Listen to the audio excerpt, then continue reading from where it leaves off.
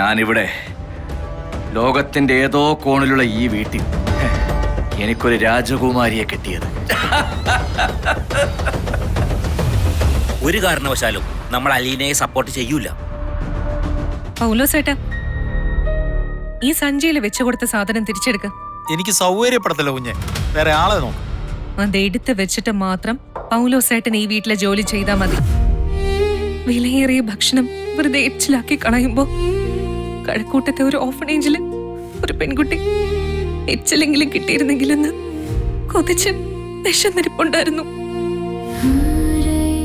ആരോരുമില്ലെന്ന് വിചാരിച്ച് 23 വർഷം എന്റെ മോള്